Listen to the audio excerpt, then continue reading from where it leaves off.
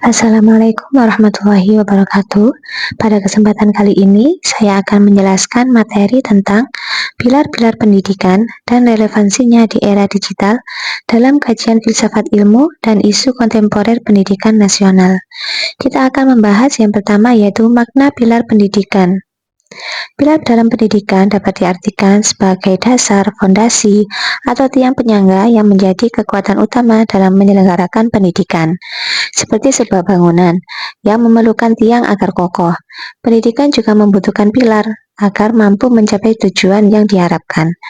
Pilar pendidikan berfungsi sebagai pedoman dalam membentuk manusia yang berilmu, berkarakter, dan mampu menghadapi perubahan zaman. Tanpa pilar yang kuat, sistem pendidikan akan kehilangan arah dan sulit menghasilkan generasi yang berkualitas. Yang kedua yaitu prinsip dasar pendidikan menurut Ki Hajar Dewantoro.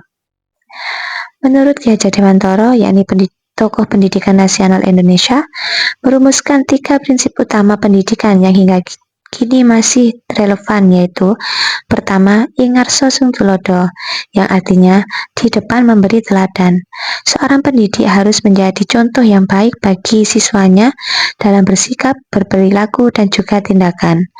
Yang kedua yaitu ing madya mangun karso, yang artinya di tengah memberi semangat. Guru tidak hanya mengajar, tetapi juga menjadi motivator yang membangkitkan semangat belajar peserta didik. Yang ketiga yaitu tuturi handayani, yang artinya di belakang memberi dorongan. Guru memberikan dukungan dan kesempatan kepada peserta didik untuk berkembang secara mandiri, sambil tetap memberikan arahan yang diperlukan. Ketiga prinsip ini menunjukkan bahwa pendidikan bukan hanya transfer ilmu pengetahuan semata, tetapi juga proses pembentukan karakter dan kepribadian. Yang ketiga yaitu kita akan membahas tentang relevansi dan tantangan di era digital. Saat ini perkembangan teknologi telah membawa perubahan besar dalam dunia pendidikan. Pertama, prinsip ingarso tung tulodo sangat penting dalam literasi digital. Guru harus menjadi teladan dalam penggunaan teknologi yang bijak, bertanggung jawab, dan juga beretika. Prinsip kedua yaitu ing madya mangun karso, relevan dalam pembelajaran daring. Guru perlu menciptakan pembelajaran yang interaktif dan menarik agar peserta didik dapat tetap termotivasi meskipun belajar dengan media digital. Yang ketiga yaitu prinsip tuturi handayani, mendukung pembelajaran mandiri. Berbagai platform digital memungkinkan peserta didik mencari informasi, mengembangkan kreativitas, dan belajar sesuai kebutuhan mereka. Kemudian, tantangan pendidikan di era digital. Terdapat beberapa tantangan dalam penerapannya, antara lain yaitu penyebaran informasi yang tidak benar atau hoax, rendahnya literasi digital sebagai peserta didik, menurunnya interaksi sosial akibat penggunaan teknologi yang berlebihan, tantangan dalam membangun karakter dan kedisiplinan peserta didik di lingkungan digital, perubahan peran guru dari sumber utama informasi menjadi fasilitator pembelajaran. Maka dari itu, guru dituntut untuk terus meningkatkan kompetensi digital, sekaligus tetap menanamkan nilai-nilai karakter kepada peserta didiknya.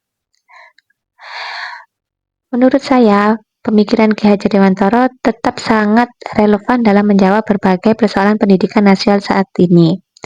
Di tengah pesatnya perkembangan teknologi, pendidikan tidak boleh hanya berfokus pada penguasaan teknologi semata, namun juga harus memperkuat karakter, etika, dan nilai kemanusiaan. Prinsip yang telah dipaparkan oleh Ki Hajar Dewantoro dapat menjadi pedoman bagi guru dalam menciptakan pendidikan yang seimbang antara kecakapan digital dan pembentukan karakter peserta didik. Dengan demikian, pendidikan Indonesia dapat menghasilkan generasi yang cerdas, berakhlak mulia, kreatif, dan mampu menghadapi tantangan di abad ke-21 ini. Baiklah, demikian presentasi dari saya mengenai pilar-pilar pendidikan dan relevansinya di era digital. Terima kasih atas perhatiannya. Wassalamualaikum warahmatullahi wabarakatuh.